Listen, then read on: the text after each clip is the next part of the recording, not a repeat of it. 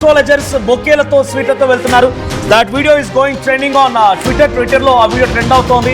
చాలా మంది స్వీట్లతో పూల బొకేలతో వెళ్తున్నారు. మరి వాళ్ళకు ఇన్ఫర్మేషన్ ఏంటో తెలియదు, బట్ విజయ్ ని విష్ చేయడానికి వెళ్తున్నారు. నిజంగానే విజయ్ ముఖ్యమంత్రి కాబోతున్నారనే ఆలోచన ఆస్ట్రాలజర్స్ దగ్గర ఉందా?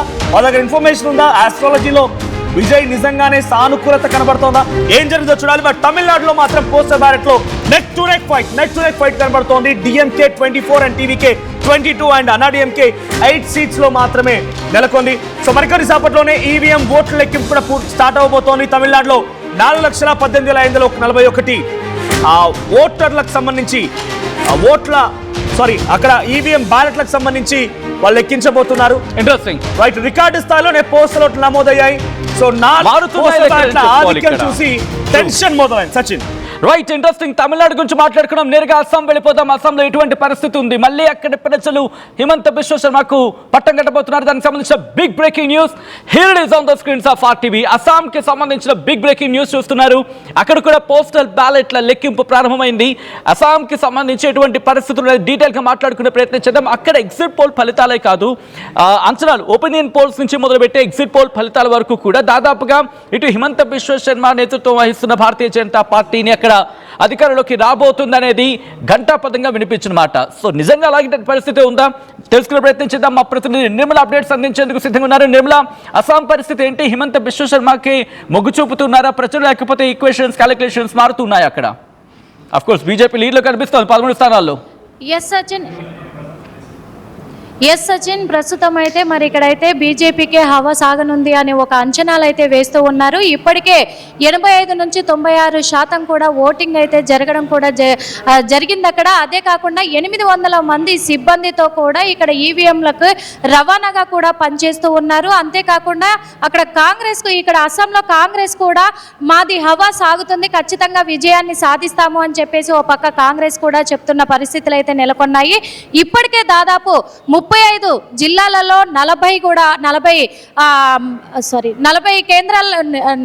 కేంద్రాల ఓట్ల లెక్కింపు అయితే మొదలు కాబోతూ ఉంది. అదేవిధంగా ఇక్కడ వ్యాలెట్లను కూడా తెరిచి మొత్తం లెక్కింపులు అయితే కొనసాగిస్తూనే ఉన్నారు. అదేవిధంగా కూడా భద్రతా బలగాలను కూడా హెవీగా కూడా పెంచడం జరిగింది. ఇక్కడ డిఎంకే వర్సెస్ టీవీకేనే ఇక్కడ పోటీ పడబోతున్నాయా, లేకపోతే బీజేపీ హవా సాగుతుందా, మళ్ళీ బీజేపీ అధికారంలోకి వస్తుంది అని ఒక గట్టి నమ్మకం అయితే ఉంది అని చెప్పేసి కూడా ఇక్కడ ఉత్కంఠంగా కూడా మారింది అని కూడా చెప్పుకోవచ్చు.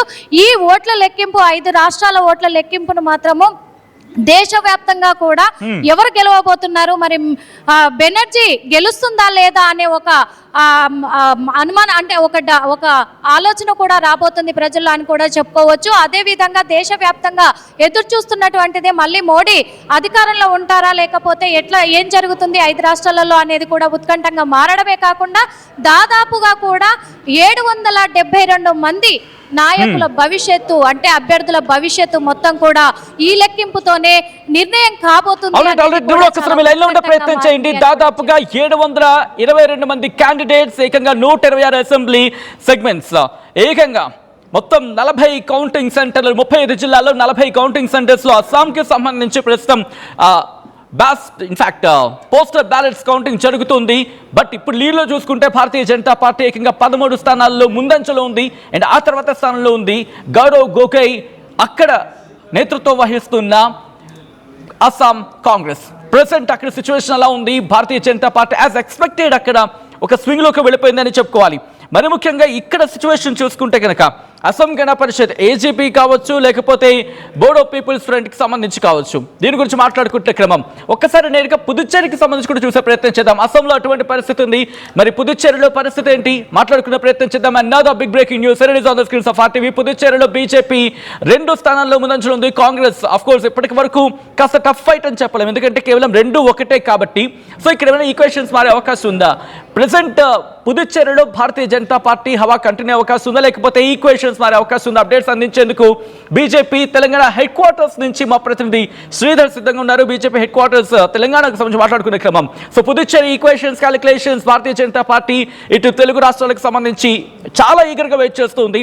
ఒకసారి శ్రీధర్కి వెళ్ళే ప్రయత్నం చేస్తాను. శ్రీధర్, ప్రెసెంట్ పుదుచ్చేరి మీద భారతీయ జనతా పార్టీ ఎక్స్పెక్టేషన్స్ ఏంటి? ఏమైనా కాస్త తారుమారే అవకాశం ఉందనుకుంటున్నారా?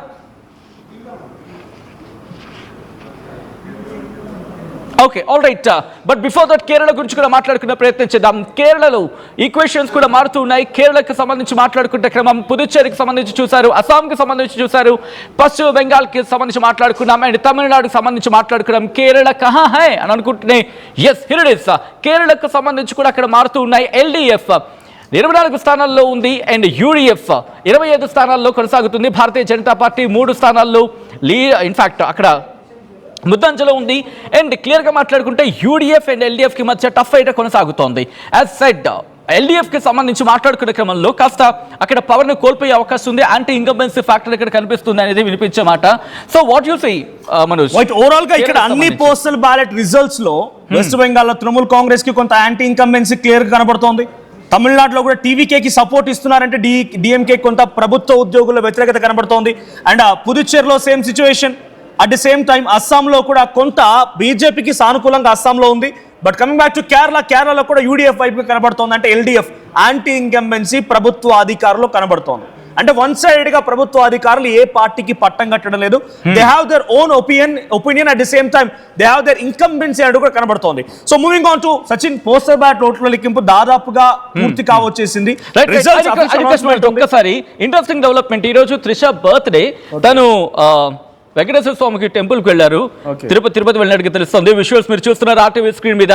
త్రిష ఈరోజు తన బర్త్డే, తన పుట్టినరోజు సందర్భంగా టెంపుల్ దర్శనానికి వెళ్ళారు. తిరుమల శ్రీవారిని దర్శించుకుని ఆమె రిటర్న్ అవుతున్నారు. విజయ్ గెలవాలని చెప్పి ఆమె కోరుకున్నారనేది అక్కడ గట్టిగానే ప్రచారం జరుగుతోంది. విజువల్స్ మీరు చూస్తున్నారు. అండ్ ఇప్పుడు కాస్త బహుశా టీవీకే ఫ్యాన్స్కి అండ్ విజయ్ ఫ్యాన్స్కి కాస్త షాకింగ్ న్యూస్. ఎందుకంటే ఇప్పటి వరకు లీడ్లో కొనసాగిన టీవీకే ఇప్పుడు వెనకంజలోకి వెళ్ళిపోయింది. ఇంట్రెస్టింగ్గా ఏఐఎంకే ముందంజలోకి వచ్చింది.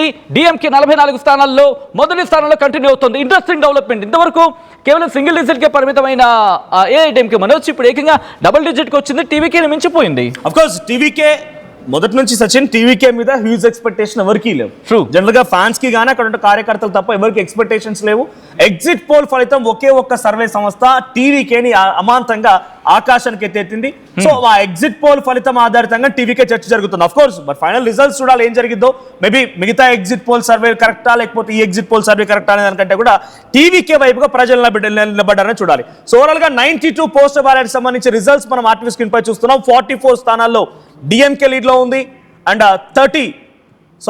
26 లో Anna DMK and 22 TVK. So TVK third place కే పరిమితమైంది. హియర్ అట్ ఆల్ ఓకే, నిజంగా ఇలాగ కంటిన్యూ అయినా కూడా టీవీకే మంచి రిజల్ట్ సాధించబోతుంది. అంత ఈజీ ఏం కాదు. సో వాళ్ళు ప్రభుత్వాన్ని ఎక్స్పెక్ట్ చేస్తున్నా, ప్రభుత్వం రాకపోయినా మంచి గుడ్ రిజల్ట్ అయితే టీవీకే వైపు నిలబడబోతోంది, టీవీకే సాధించబోతోంది. Coming back to Trinamool Congress neck to neck fight. West Bengal very neck to neck fight, very close fight, very near close fight అని చెప్పాలి. 62 and 61, 62-61 Trinamool Congress 62 and BJP 61. Congress 4 స్థానాలు. So neck to neck fight ఉంది. దీదియా మోదియా అనే రకంగా నువ్వా నేనా రకంగా కొనసాగుతోంది వెస్ట్ బెంగాల్లో. అండ్ పుదుచ్చేరిలో కూడా బీజేపీ కొంత ముందంజలో ఉంది పోస్టల్ బ్యాలెట్ లో. So here it is coming on. Counting కేంద్రాల వద్ద రద్దీ పెరుగుతోంది. స్టార్ నియోజకవర్గాల్లో రౌండ్ కి ఆధిక్యత మారుతోంది. బెంగాల్లో మొత్తం 294 స్థానాల్లో 293 స్థానాలకు లెక్కింపు జరుగుతోంది. ఒకటి ఫాల్టా కాన్స్టిట్యుయెన్సీ రీపోల్ జరగాల్సి ఉంది, అది May 21 రోజున. సో అస్సాంలో 126 అసెంబ్లీ స్థానాలకు గాను అక్కడ కూడా కౌంటింగ్ కొనసాగుతుంది. సచిన్, ఆల్ రైట్, కంటిన్యూ చేద్దాం. కేరళకు సంబంధించి మాట్లాడుకునే ప్రయత్నం చేస్తూ ఉన్నాం. ఎల్డీఎఫ్ కి యూడీఎఫ్ కి కాంపిటీషన్